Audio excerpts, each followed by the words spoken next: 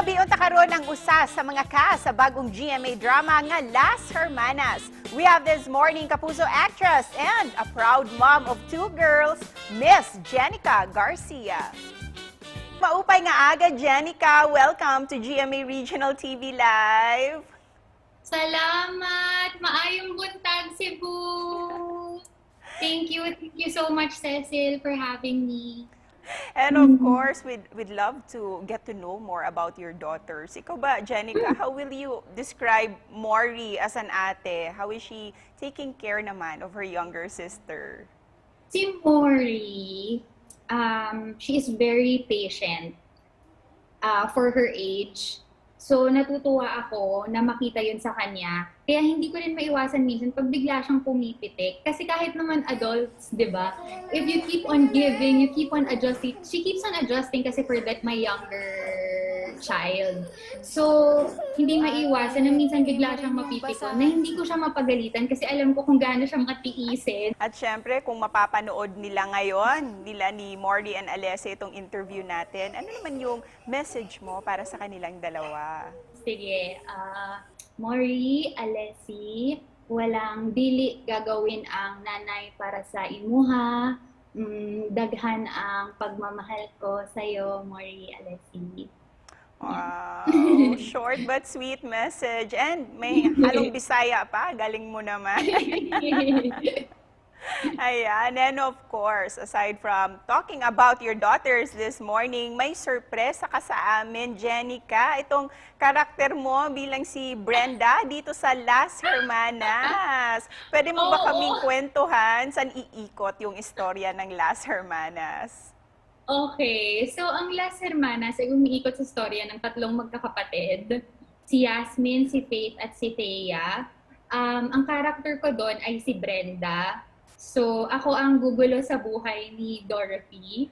Masaya ako kasi ito ang pinakaunang role na gagawin ko kung saan hindi kagandahan ng aking ugali. And Jenica, bilang itong Las Hermanas ay kwento ng Manansala Sisters. Ikaw naman, paano mo tinuturuan yung mga anak mo para mas maging close pa sila sa isa't isa? Basically, sa mga anak ko, I really just try to them. Kasi alam naman natin, di ba lagi ba tayo nakikinig sa nanay natin, sa tatay natin? I mean, aminin na natin, we have this stage in our lives wherein we think we know better. So, I try to remember that and I simply try to live my life the way I want to see my children one day.